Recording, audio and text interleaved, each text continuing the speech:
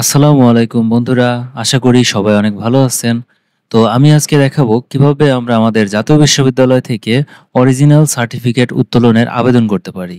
তো এজন্য আমাদের প্রথমে যে কাজটা করতে হবে, জাতীয় বিশ্ববিদ্যালয়ের ওয়েবসাইটে গিয়ে একটি স্টুডেন্ট অ্যাকাউন্ট খুলতে হবে।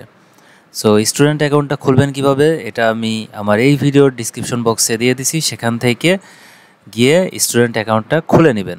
ন্যাশনাল ইউনিভার্সিটির ওয়েবসাইট থেকে আমাদের প্রথমে সার্ভিসেস যে অপশনটা আছে, এখান থেকে স্টুডেন্ট লগ ইন এই অপশনে ক্লিক করতে হবে। তাহলে এরকম একটি লগ ইন বক্স চলে আসবে।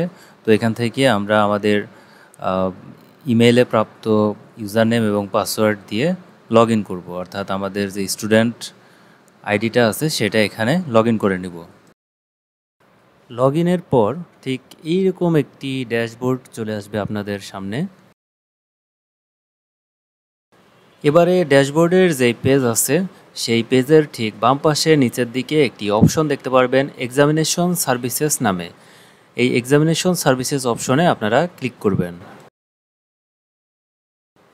এবারে দেখেন ৯ নম্বর যে অপশনটা আছে অরিজিনাল সার্টিফিকেট, এবং সাইডে লেখা আছে ৫০০ টাকা।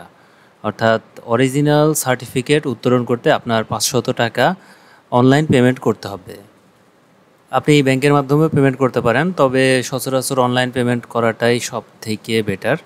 তো আমরা এখান থেকে এই যে অরিজিনাল সার্টিফিকেট অপশনটাতে ক্লিক করব।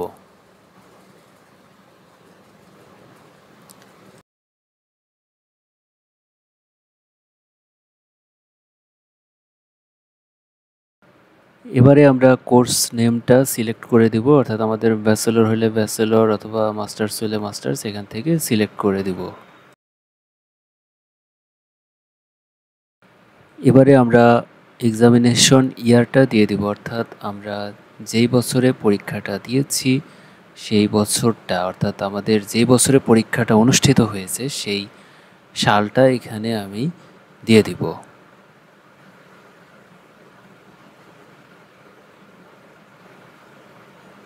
আপনার রেজিস্ট্রেশন নাম্বার যখন এখানে অ্যাটাচ করবেন, তখন অটোমেটিক আপনার এক্সামিনেশন ইয়ারটা এখানে চলে আসবে। এবারে আমাদের কিছু ফাইল অ্যাটাচ করতে হবে, অর্থাৎ আমরা আমাদের সংশ্লিষ্ট কলেজের অধ্যক্ষের সুপারিশ সহ আবেদনপত্র, নির্ধারিত ফর্মে নির্দিষ্ট স্থানে পাসপোর্ট সাইজের ছবি সহ, যেটা আমরা আমাদের কলেজের অধ্যক্ষ থেকে সাইন এনেছিলাম, সেটা সংযুক্ত করব। এরপরে আমরা আমাদের প্রবেশপত্রের পিডিএফ, সবগুলা ফাইলে আর কি পিডিএফ করতে হবে। এরপরে আছে রেজিস্ট্রেশন কার্ডের পিডিএফ, নম্বরপত্র, সাময়িক সনদপত্রের যে পিডিএফ আছে, অর্থাৎ জাতীয় বিশ্ববিদ্যালয় থেকে সাময়িক যে সনদপত্র দিয়েছিল সেটাও আপলোড করতে হবে। মূল সনদপত্র গ্রহণের সময় বিশ্ববিদ্যালয় কর্তৃক ইস্যুকৃত সাময়িক সনদপত্র ফেরত দিতে হবে অবশ্যই। আর মনে রাখতে হবে প্রত্যেকটা ফাইলের সাইজ যেন 2 MBর বেশি না হয়, অর্থাৎ আমরা যে পিডিএফ বানাবো 2 MBর বেশি যেন না হয়। সো এভাবে আমরা আমাদের প্রয়োজনীয় কাগজপত্রগুলো আপলোড হয়ে গেলে আমরা দেখতে পাচ্ছি নিচে একটি রিজন লেখার অপশন আছে, বক্স আছে। এখানে আমাদের কারণটা লিখতে হবে, অর্থাৎ আমরা কেন আমাদের মূল সার্টিফিকেট উত্তোলন করতে যাচ্ছি। তো এখানে আপনাদের ইচ্ছা মতো আপনারা লিখে দিতে পারেন, অথবা আমি একটি বিষয়ে লিখে দেখাচ্ছি, আপনারা এটাও লিখতে পারেন, পুরোটা কপি করতে পারেন আর কি। সো বন্ধুরা, চলুন শুরু করা যাক।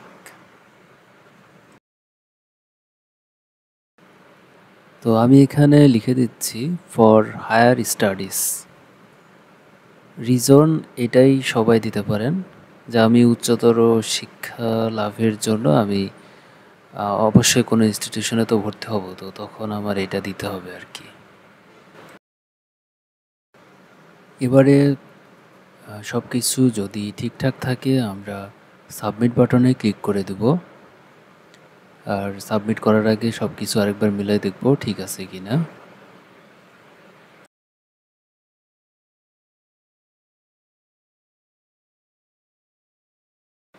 এবারে আমরা দেখতে পাচ্ছি your information saved successfully, email has been sent to your account, please check your email our dashboard or further instruction.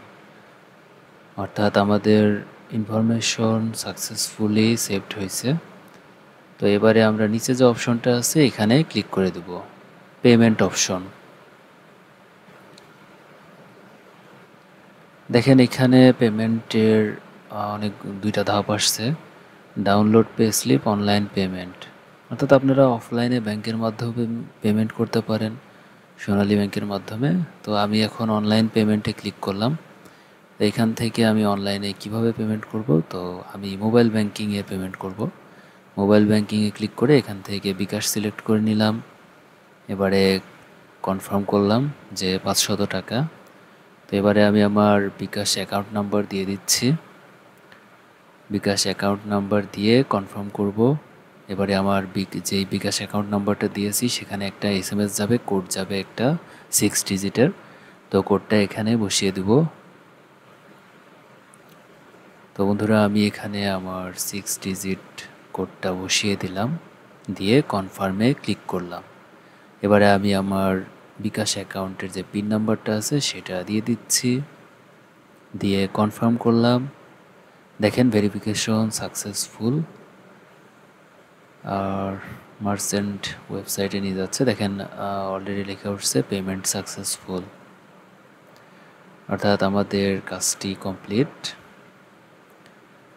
তো আমাদের আবার আগের হোম পেজে নিয়ে আসছে এবং দেখা যাচ্ছে your payment is successfully received, অর্থাৎ আমাদের পুরো প্রক্রিয়াটা সম্পন্ন হয়েছে। এবারে আমাদের অপেক্ষা করতে হবে 7 দিন 10 দিন, যে কদিন লাগে আর কি। তো তারা আমাদেরকে জানিয়ে দিবে এবং আমরা ট্র্যাকিং অপশনে গেলে নিজেরাও দেখতে পারবো। আমি দেখিয়ে দিচ্ছি কিভাবে ট্র্যাকিং অপশনে গিয়ে আপনারা নিজেরা দেখবেন। তো এখানে দেখেন এই যে ড্যাশবোর্ড, যখন দেখবেন টিকমার্কটা সিগনেচার অপশনে চলে আসছে, ঠিক তখনই আপনারা গাজীপুরের জাতীয় বিশ্ববিদ্যালয়ের কেন্দ্রীয় ভবনে গিয়ে ওখান থেকে আপনাদের সার্টিফিকেটটা কালেকশন করবেন।